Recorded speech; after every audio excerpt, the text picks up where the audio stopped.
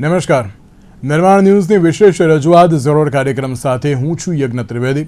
દર્શક મિત્રો, આજે ઝરોડ કાર્યક્રમમાં ચર્ચા વિચારણા કરવાની છે. મિડલ ઇસ્ટમાં જે અત્યારે તણાવભરી પરિસ્થિતિ જોવા મળી રહી છે, વર્લ્ડ વોર 3ની જે શક્યતાઓ છે ને તમામ શક્યતાઓની વચ્ચે માર્કેટ ક્યાંક અત્યારે તો અપડાઉન જોવા મળી રહ્યું છે. આજે માત્ર ને માત્ર શેર માર્કેટને લઈને મારે વાત નથી કરવાની, પણ એમસીએક્સ માર્કેટ હોય કે પછી અત્યારે તો અન્ય ઇકોનોમીની જે સિચ્યુએશન હોય, મારે તેને લઈને આજે ચર્ચા વિચારણા કરવાની છે.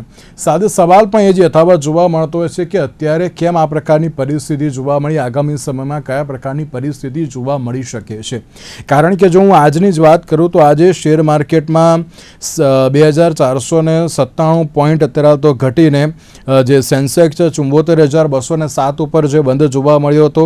નિફ્ટીમાં પણ 776 પોઈન્ટના ઘટાડા સાથે એટલે કે 3.26% જે ઘટાડો જોવા મળ્યો હતો અને તેની સાથે 23,002 ઉપર ક્યાંક બંધ જોવા મળ્યું હતું. એટલે સેન્સેક્સ અને નિફ્ટી અત્યારે તો જે પ્રમાણે ડાઉન જોવા મળી રહ્યા છે તેને લઈને ક્યાંક સવાલ એક જ યથાવત જોવા મળ્યું છે કે આ પરિસ્થિતિ કેમ સર્જાઈ અને કયા કારણોસર સર્જાઈ. પ્લસ રોકાણકારોએ રાતા પાણીને રોવાનો વારો આવ્યો છે. 12 લાખ કરોડ અત્યારે તો ધોવાયા હોય તેવી પરિસ્થિતિનું નિર્માણ પણ થયું છે.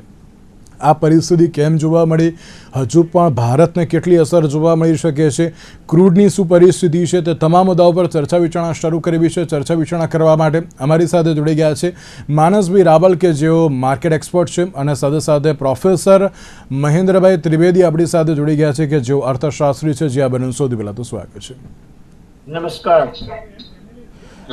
માનસભાઈ, શેર માર્કેટમાં 22 મહિનામાં સૌથી મોટો ડાઉન અત્યારે જોવા મળી રહ્યો છે, અને આ કડાકો એ ક્યાંક માત્ર ને માત્ર આજનો નથી, પરંતુ પહેલાં પણ ક્યાંક એક એવી શક્યતાઓ વર્તાતી હતી કે ના આમાં થશે, શું થશે, કેવી રીતે થશે, કઈ પરિસ્થિતિ સર્જાશે. પણ 22 મહિનામાં જો આટલો સૌથી મોટો ઘટાડો હોય અને અત્યારની જે માર્કેટની સિચ્યુએશન ક્યાંક અત્યારે તો જોવા મળી રહી છે કે ક્યાંક હજુ પણ રોકાણકારોને રાતા પાણીએ રોડાવે જેવી પરિસ્થિતિ છે. કારણ કે એક જ દિવસમાં 12 લાખ કરોડ ધોવાયા હોવાની જે આ પરિસ્થિતિ સામે આવી છે. માર્કેટની અત્યારની સિચ્યુએશન સૌથી પહેલા તો આપ કઈ રીતે જોઈ રહ્યા છો? યજ્ઞભાઈ, આ સિચ્યુએશન જે થઈ છે એ સૌથી પહેલા તો માર્કેટના આપણે ટેકનિકલ એનાલિસિસ ઉપર પણ જઈશ અને બધા ફંડામેન્ટલ્સ ઉપર પણ જઈશ. બટ સૌથી પહેલા તો આ જીઓપોલિટિક્સની સિચ્યુએશન ચાલે છે એના ઉપર જ બધું ડિપેન્ડ કરે છે. આજે બધાને ન્યૂઝ ખબર હશે કે ઇઝરાયલે જે અટેક કર્યો છે ઈરાન ઉપર, અને એ ઈરાનનું લાર્જેસ્ટ નેચરલ ગેસ રિઝર્વોયર છે એના ઉપર અટેક થયો છે. અને લાર્જેસ્ટ એટલે કે બહુ મોટી વસ્તુ કહેવાય ને, એનાથી બહુ જ બધા વર્લ્ડને સપ્લાય થાય છે. તો ઇનફેક્ટ હમણાં લેટેસ્ટ ટ્રમ્પની પણ ટ્વીટ આવી કે ઇઝરાયલને કીધું કે અમારો કોઈ હાથ નથી, આમાં ઇઝરાયલનો એકલાનો હાથ છે, અને હવે અમે પણ ઇઝરાયલને ના પાડશું કે અટેક નહીં કરો તમે. અને એના પછી ઈરાને સામે જવાબમાં કતારમાં એક રાસ લફાન કરીને બહુ જ મોટું એનર્જીનું એમનું જે સોર્સ છે, એમનું જે ત્યાં છે બધું, ત્યાં અટેક કર્યો. હવે આપણું એલપીજી અને એલએનજી એ બંને વસ્તુ જે છે એ રાસ લફાનથી 40% આવે છે. તો હવે આપણે આખા ઇન્ડિયાનું જે એલપીજી અને બધું છે બધું ત્યાંથી આવે છે. તો આપણે ભારત એના પર ડિપેન્ડન્ટ છે કતારના રાસ લફાનથી. તો એટલે અત્યારે આ આપણને કડાકો જોવા મળ્યો છે. કારણ કે એલપીજી ના તો શોર્ટેજ ઓલરેડી કમર્શિયલ બેઝિસમાં તમને જોવા મળે જ છે ને અત્યારે આ વસ્તુ થઈ છે.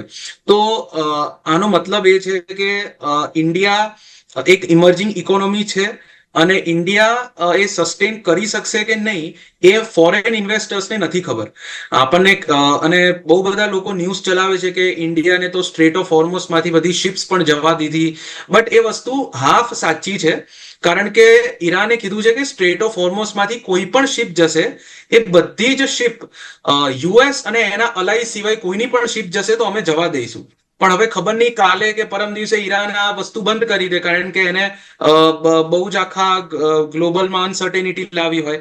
તો આ સિચ્યુએશન અનસર્ટેન છે. આમાં કોઈની પણ વાત આખી સાચી નથી કે ઇન્ડિયા માટે કોઈ ઈરાન કોઈ પ્રાયોરિટાઇઝ નથી. બટ હાલાકી ઇન્ડિયા આપણું બહુ જૂનું, ઈરાન આપણું બહુ જૂનું મિત્ર છે, અને આપણી સાથે અલગ અલગ એનર્જી સોર્સિસ શેર કર્યા છે. તો પરિસ્થિતિ જોવાલાયક રહેશે.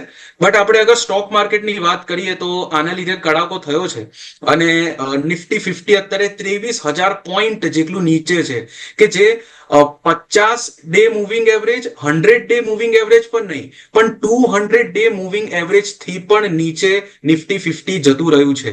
આનો અર્થ એક જ છે કે આપણો જે પીઈ રેશિયો છે અત્યારે 20.5 ચાલે છે, અને અગર નિફ્ટી 50 નો પીઈ રેશિયો ડિસ્કાઉન્ટમાં જોવો હોય તો એને 18 લાવવો પડે, અને જ્યારે 18 આવશે ત્યારે 20,600 પોઈન્ટ્સ થઈ જશે નિફ્ટી 50 ના.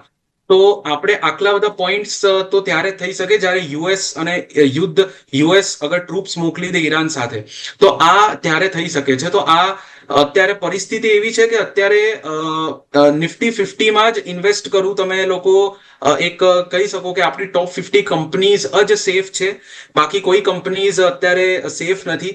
અને તમે આપણી ટોપ ક્વોલિટી બેંક્સ પણ જોઈ શકો છો, એચડીએફસી બેંક્સ, આઈસીઆઈસીઆઈ, કોટક, એ બધી જ 20% થી પણ વધારે ડાઉન છે, અને બધાનો પીઈ રેશિયો અત્યારે ફેર વેલ્યુમાં ચાલે છે. તો અત્યારે જે લોકોને નિવેશ કરવો છે એ લોકોને હું એક સલાહ આપીશ કે ભાઈ તમે લોકો નિફ્ટી 50 છે આપણા ટોપ 50 સ્ટોક્સમાં તમે ધ્યાન રાખો, બીજે કશે જ ના જોવો. અને અગર જે લોકોએ ઓલરેડી નિવેશ કરી ચૂક્યો છે તો અને જે બધા લોસમાં છે તો એમને હું કહેવા માંગીશ કે હું પણ લોસમાં છું, મોટા મોટા મ્યુચ્યુઅલ ફંડ મેનેજર્સ પણ લોસમાં છે, બધા જ લોકો લોસમાં છે જે લોકોએ થોડું ઘણું ઇન્વેસ્ટ કર્યું હશે કે જે લોકોએ વધારે ઇન્વેસ્ટ કર્યું હશે.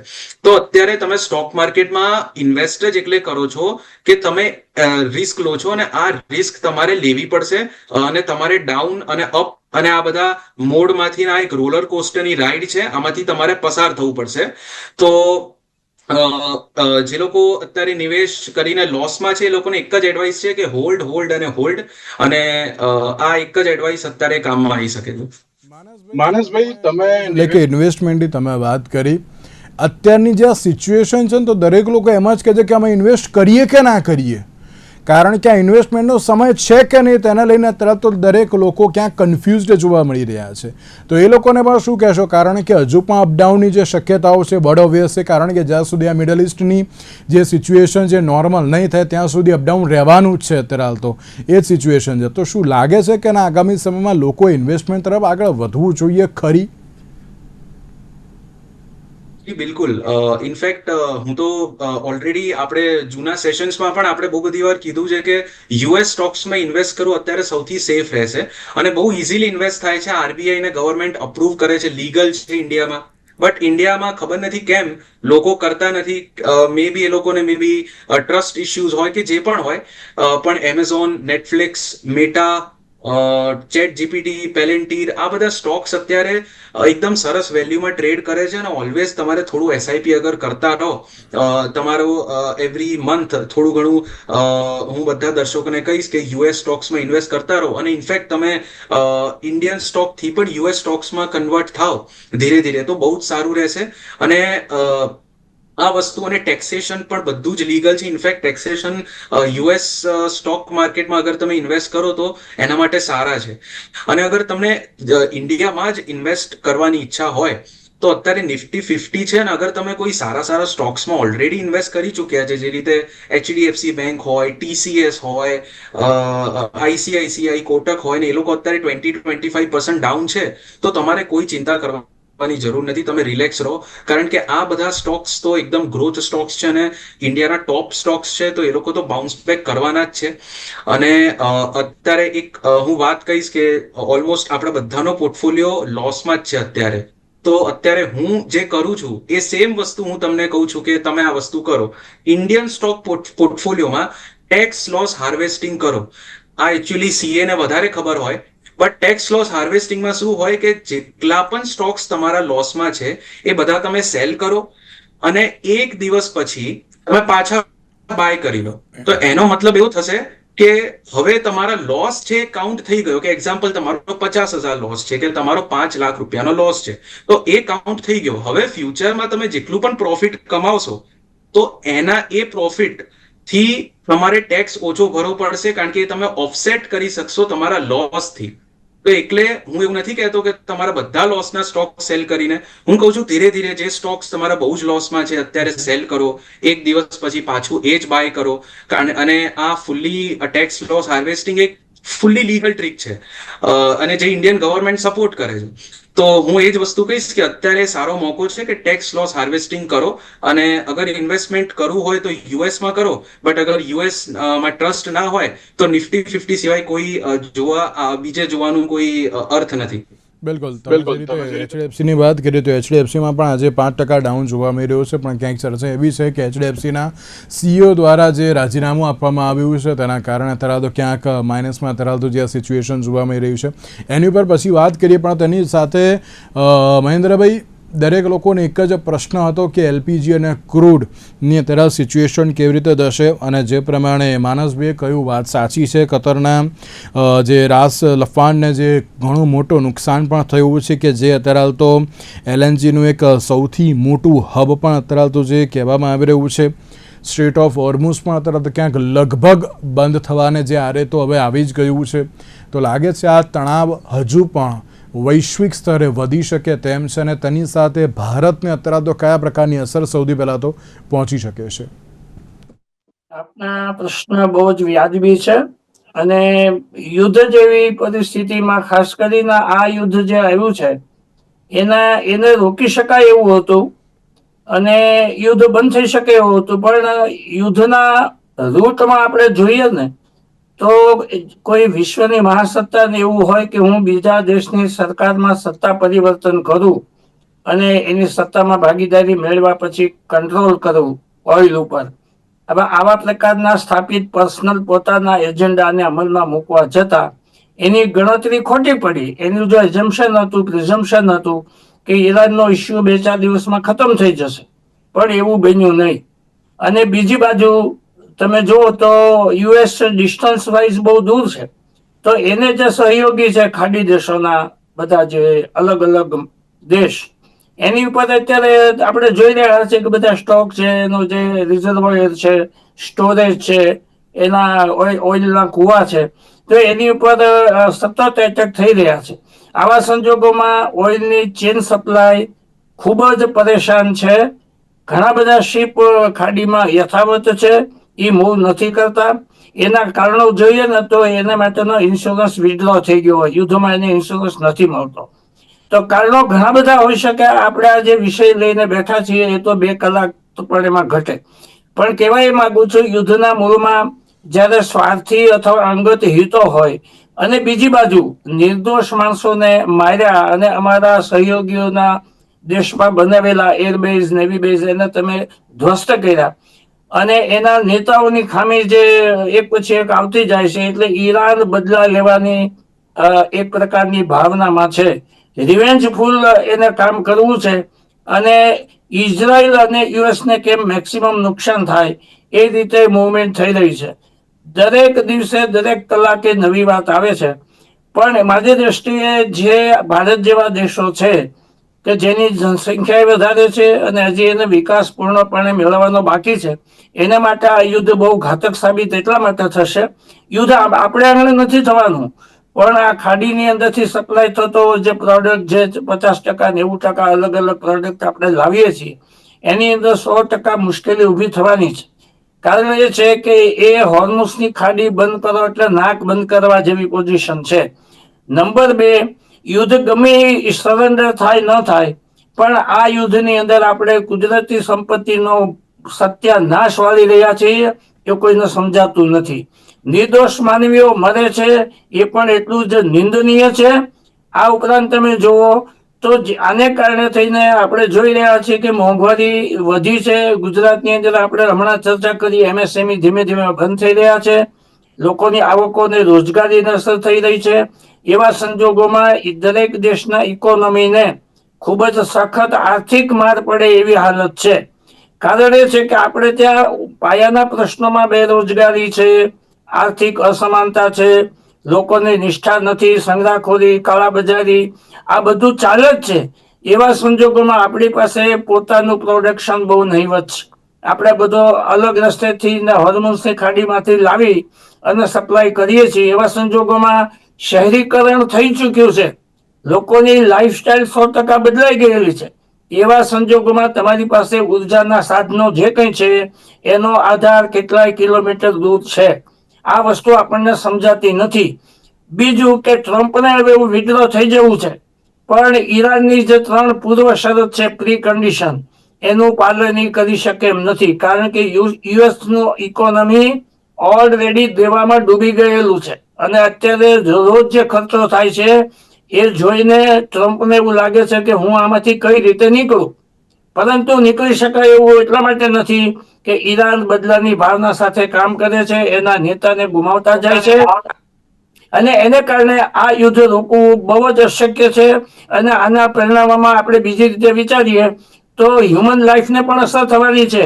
એન્વાયરમેન્ટ આખું બગડવાનું છે. ચોમાસું કેવું રહેશે હવે પછીનું એ પણ ક્વેશ્ચન માર્ક છે.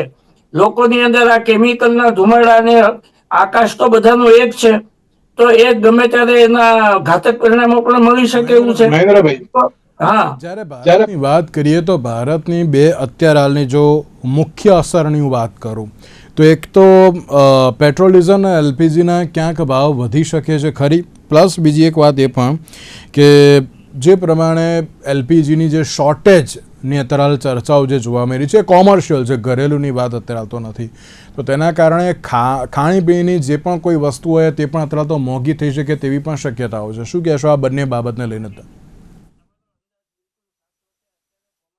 તંગી છે, પણ યાદ રાખો કે એ એલપીજી હોય, પીએનજી હોય, સીએનજી હોય, એ બધાનો કોટા આપણે આજે માલ આવે છે એમાંથી સપ્લાય કરીએ છીએ લોકોને, તો આની અસર વહેલા મોડા તો થવાની જ છે. આ યુદ્ધ જો લાંબુ ચાલ્યું તો દરેક ઘરના ઉંબરા સુધી એની ઝાળ આવવાની છે. એ 101%ની વાત છે, એમાં કોઈ શંકા રાખવા જેવું નથી. આપણે એવી પ્રાર્થના કરીએ કે આ ત્રીજું વિશ્વયુદ્ધ અને લોકોનો વિનાશ થઈ જાય અને પૃથ્વી ખતમ થઈ જાય એ પહેલા ભગવાન સદબુદ્ધિ આપે અને આ યુદ્ધ બંધ થાય. કારણ કે આર્થિક નુકસાની ને બેહાલી ખૂબ જ થવાની છે. કારણ કે હવે સગડી નથી, ચૂલો નથી, બીજા વિકલ્પ નથી. દરેકને ઘરે જે સ્ટાઇલ છે જીવવાની એક જ સરખી છે. અને બીજું એ છે કે આપણે બીજા ઉપર નિર્ભર આ બાબતમાં તો છીએ જ. આપણે પોતાનું ઉત્પાદન કરતા 60-70% નથી અને એને કારણે આપણા દેશની વસ્તી, ગામડાને તમે ગણો, એનું કન્ઝમ્પશન ગણો તો એ આપણી પાસે ઉત્પાદન નથી. તો સ્વાભાવિક છે કે આ યુદ્ધની અંદર સૌથી મોટો ખેલ ઓઇલનો છે અને એના કારણે કયા દેશને ફાયદો થઈ જશે? યુદ્ધ આ બાજુ ચાલે છે, પેલી બાજુ રશિયા ડિસ્કાઉન્ટથી આપવા મળશે અને કઈ રીતે હું માર્કેટ કબજે કરી લઉં. આમાં યુદ્ધની સાથે સાથે બીજા આર્થિક અને જેને કહેવાય ને પોલિટિકલ એજન્ડા પણ જોડાઈ ગયેલા હોય છે. અને બધા જ દેશોએ ના પાડી દીધી યુએસના ટ્રમ્પ સાહેબને કે ના ભાઈ અમે કંઈ આમાં નહીં કરીએ. એનો મતલબ એવો છે કે સામેથી યુદ્ધમાં શા માટે જવું? ભારતની નીતિ તો વર્ષોથી આપણે રાખી છે વસુધૈવ કુટુંબકમ, આપણે બધા જોડે સંબંધો મેન્ટેન કરીએ છીએ અને એટલા માટે જ આપણને બહુ વાંધો નથી. પરંતુ માનસભાઈએ કીધું એ બહુ સાચી વાત છે. એવું નથી, આ જો પ્રશ્ન લંબાય તો જે સપ્લાય આવે છે એલપીજી નો અને સીએનજી નો, એની અંદર વિક્ષેપ ઉભો થવાની 100% શક્યતા છે. બિલકુલ. એક બાબત મારે એ પણ આપણે પૂછવી છે કે જે પ્રમાણે મિડલ ઇસ્ટની જે સિચ્યુએશન છે એમાં માર્કેટમાં તો ચલો ઘટાડો જોવા મળ્યો, એમસીએક્સમાં પણ અત્યારે તો ઘટાડો જોવા મળ્યો. એમસીએક્સમાં ઘટાડો કયા કારણોસર હોઈ શકે? તો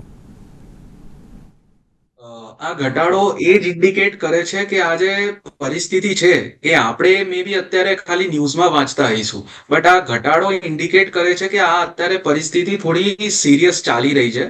અને આ એક બેઝિક વસ્તુ છે કે જે રીતે ક્રૂડ ઓઇલના પ્રાઇસ અગર ઇન્ક્રીઝ થાય તો બધાને ખબર હશે કે મેન્યુફેક્ચરિંગ કોસ્ટ વધે, ટ્રાન્સપોર્ટેશન કોસ્ટ વધે અને ધીરે ધીરે એ કોસ્ટ આપણા ઉપર આવે, જે કોમન લોકો છે ઇન્ડિયાના. તો એટલે ઇન્ફ્લેશન વધે. અને અત્યારે જે 23,000 નિફ્ટી છે એ તમને આપણને દેખાવમાં 23,000 લાગે છે, બટ એનાથી પણ નીચે છે.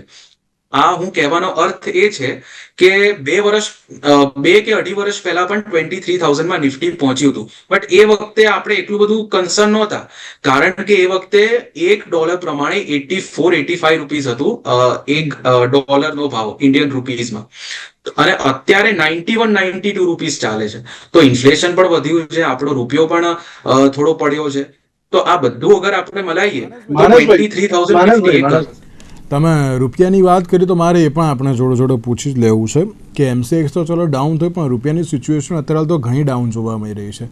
મેં લાસ્ટ ટાઈમ મહેન્દ્રભાઈ જોડે જે મેં ડિબેટ કરી હતી તે સમયે અમે લોકોએ જે ચર્ચા કરી હતી કે ના હજુ પણ ક્યાંક સ્ટેબલ થાય તેવી કોઈ શક્યતાઓ ખરી માનસભાઈ કે હજુ પણ ક્યાંક ડાઉન જ જોવા મળશે? જી, સ્ટેબલ થાય એવી શક્યતા તો નથી, બીકોઝ આપણે આપણું મેન્યુફેક્ચરિંગ બહુ જ વધારવું પડશે, એકદમ વધારે પડતું વધારવું પડશે, અને એ અત્યારે એટલું પોસિબલ નથી દેખાતું, because India is a net માનસભાઈ ડાઉન ના જવું, સ્ટેબલ રહે ને તો પણ અત્યારે તો બરાબર છે. આપણે એમ નથી કહેતા કે ના હાઈ જતો રહે એવું કંઈ નહીં, પણ સ્ટેબલ રહે તેવી કોઈ શક્યતાઓ ખરી? આરબીઆઈ બહુ બધા પ્રયત્ન કરે છે કે સ્ટેબલ રહે, બટ બહુ બધા રૂપિયા બિલિયન્સ ઓફ, આપણે મિલિયન્સમાં કહીએ કે મિલિયન્સ ઓફ રૂપીઝ એ લોકો ખર્ચ કરે છે, બટ સ્ટીલ વિથ વોર અને વિથ આપણું મેન્યુફેક્ચરિંગ કેપેબિલિટીઝ અત્યારે સ્ટેબલ રહે એવી પણ શક્યતા નથી. કારણ કે આપણે હિસ્ટ્રી અને ફેક્ટની જ વાત કરીએ યજ્ઞભાઈ, તો જે હિસ્ટ્રીમાં એવરી યર 4% થી આપણો રૂપીઝ ઘટે છે. તો અગર યજ્ઞભાઈ તમે ખાલી એક ડોલર, તમે એક રૂપિયા ઇન્વેસ્ટ પણ ના કરો, તમે ખાલી તમારા બેંક એકાઉન્ટમાં ડોલર પણ રાખ્યા હોત તો પણ એ એવરી યર તમને 4% રિટર્ન આપી દે, ખાલી ડોલર પણ રાખ્યા હોત તો. તો અત્યારે આવી સ્થિતિ છે કે એવરી યર 4% રૂપીસ પડે છે, અને એના એ જ રીઝનના લીધે હું બધાને સજેસ્ટ કરું છું કે તમે લોકો યુએસ માર્કેટમાં ઇન્વેસ્ટ કરો. કારણ કે યુએસ માર્કેટમાં ઇન્વેસ્ટ કરશો તો તમને સૌથી સેફ સ્ટોકને એવરી યર અગર 2-3% પણ રિટર્ન મળતા હશે, બટ તમે અગર ઇન્ડિયામાં વિથડ્રો કરશો તો એના એક્સ્ટ્રા 4%, મતલબ 7 થી 8% તમને તો એમ જ મળી જશે, ખાલી ડોલરનો ભાવ જ. તો એટલે ઇન્ડિયન્સ માટે અબ્રોડમાં એસ્પેશિયલી યુએસ, યુએઈ અને એ બધા હોંગકોંગના માર્કેટ્સમાં ઇન્વેસ્ટ કરવું થોડું બેટર છે, અગર એ લોકો સમજી વિચારીને સેફ સ્ટોક્સમાં કરે તો. બિલકુલ સાચી વાત છે. સ્ટેબલ રાખવો છે આપણે રૂપિયો. હું એમ નથી કહેતો ને હાઈ કરી નાખીએ, યુએસ ડોલરને પાછળ પાડી નાખીએ, આપણે એવું કંઈ જ કરવું નથી. ડાઉન ના જવું જોઈએ. સ્ટેબલ રાખવા માટે કયા પ્રકારના પ્રયત્નો જરૂરી છે? સ્ટેબલ કોઈની ઈચ્છાથી રૂપિયો સ્ટેબલ થઈ જાય એવું નથી, કારણ કે રિઝર્વ બેંક ઓફ ઇન્ડિયા પણ પોલિસી દ્વારા બધી વસ્તુને મેળવવા માંગે છે. બીજી વસ્તુ એ છે કે ઇકોનોમીની અંદર દરેક સેક્ટર જે કામ કરે છે એ શાંતિના સમયમાં એ આગળ જઈ શકે. યુદ્ધ જેવા વાતાવરણમાં ઇન્વેસ્ટરની ડિસિઝન મેકિંગ પ્રોસેસ જ ખોરવાઈ જાય છે. માનસભાઈ મારી સાથે એગ્રી થશે કે ડિસિઝન મેકિંગ પ્રોસેસની અંદર જ અત્યારે કન્ફ્યુઝન હોય કે શું કરવું. અને બીજું કે આપણે ત્યાં એગ્રીકલ્ચર સેક્ટરને બાદ કરતા બાકીના બધા સેક્ટરમાં સમયાંતરે રિપોર્ટ આવે છે, તો આપણે મેન્યુફેક્ચરિંગમાં એઝ ઓન ડેટ આપણે હજી ધારા પરિણામો લાવી શકતા નથી. એને બીજી રીતે જોઈએ તો આપણે મેક્સિમમ આયાતો કરીએ છીએ જે જરૂરી હોય, ખાસ કરીને ઇન્ડસ્ટ્રીયલ પર્પઝ માટે. વાસ્તવમાં એવું બનવું જોઈએ કે જે ચીજની કમી ઇન્ડિયાને છે અને આપણે જેની આયાત કરી રહ્યા છે એનું ઉત્પાદન આપણે શરૂ કરીએ મોટા પાયે, તો આપણે આત્મનિર્ભરની અંદર એનું કહેવાય કે ફાઉન્ડેશન આપણે ભર્યું. એટલે એવું કહી શકો કે મેન્યુફેક્ચરિંગ સેક્ટરમાં સૌથી વધારે ફોકસ આપવામાં આવે તો તરલ આપણે ક્યાંક પ્લસ પોઈન્ટમાં જઈ શકીએ. બિલકુલ એમાં આપણે મેન્યુફેક્ચરિંગમાં પણ ઘણા પ્રશ્નો છે. એમએસએમઈ એની નીચે આવે એમાંય ઘણા બધા પ્રશ્નો છે, અને આપણે જોઈએ છીએ કે આપણી પાસે સાધનો છે, ઇન્ફ્રાસ્ટ્રક્ચર છે, તો ટેકનિકલ પર્સોનલ આપણી પાસે પણ ઘણા છે, મેન પાવર ઘણો છે. આપણી પાસે ગ્રેજ્યુએટ થયેલા 1.1 કરોડ ની સંખ્યામાં નોંધાયેલા છે હમણાં ગઈકાલના રિપોર્ટમાં આવ્યું એ પ્રમાણે. તો આપણી પાસે સ્નાતકો ઘણા છે, કારણ કે આપણે એજ્યુકેશનની અંદર પ્રાઇવેટાઇઝેશન કર્યું છે, પણ એને આપણે કમનસીબે જોબની સાથે કોઈ રીતે સાંકળ્યું નથી, એની સાથે કોઈ કનેક્ટેડ નથી. આપણું પ્લાનિંગ એવું છે નહીં. એટલે શું બને છે, બંને ફિલ્ડની અંદર પોતપોતાના પ્રશ્નો છે, અને એની કરતા વધારે એ છે કે આપણે ત્યાં વિકાસ જે કરી રહ્યા છીએ દરેક પરિવારથી માંડીને તમે જુઓ તો એ દેવા આધારિત આપણો વિકાસ છે. આપણી પાસે આપણી પોતાની ઓન જેને કહેવાય ને સેવિંગ્સ, કેપેસિટી ટુ સેવ એ નથી. પ્રોપેન્સિટી ટુ કન્ઝ્યુમ સૌથી વધારે છે, અને એટલા માટે ક્રેડિટ કાર્ડ, જુદા જુદા પ્રકારની લોન્સ, એના આધારે બધી વસ્તુ મેળવવામાં આવે છે. આવા સંજોગોમાં તમારે રૂપિયાનો જે ઘસાઈ રહ્યો છે એને અટકાવવું હોય તો આપણે ત્યાં એક્સપોર્ટ વધવી જોઈએ. ડોમેસ્ટિક કન્ઝમ્પશનની સાથે સાથે આપણે ઇમ્પોર્ટ ઘટાડવી પણ પડે. માનસભાઈ એક લાસ્ટ દરેક ઇન્વેસ્ટર માટે 30 second. Last and final message એક જ રહેશે કે ઇફ પોસિબલ તમે લોકો એપ્લિકેશનમાં અકાઉન્ટ બનાવો અને યુએસ સ્ટોક્સમાં થોડા ઘણા ઇન્વેસ્ટ કરો, અને અગર તમને તમારે બહુ જ લોસમાં છે ઇન્ડિયન સ્ટોક તો તમે લોકો ટેક્સ લોસ હાર્વેસ્ટિંગ કરો, અને અધરવાઇઝ અગર તમે નિવેશ કરવા જતા હોય અને ખાલી ઇન્ડિયન સ્ટોક્સમાં જ કરવા હોય તો નિફ્ટી 50 સિવાય અત્યારે કોઈ બીજો ઓપ્શન તમે જોતા નહીં. બિલકુલ. ઓકે, માનસભાઈ, મહેન્દ્રભાઈ, આ બંનેનો આભાર અમારી સાથે આ ચર્ચા વિચારણામાં જોડાવા માટે. તો દર્શક મિત્રો, મિડલ ઇસ્ટમાં જે અત્યારે તણાવની પરિસ્થિતિ છે તેને લઈને હજુ પણ માર્કેટ કેટલું અપડાઉન જોવા મળે છે તે તો આવનારો સમય જ બતાવશે. આજના વિશેષ કાર્યક્રમ મને આપશે. નમસ્કાર.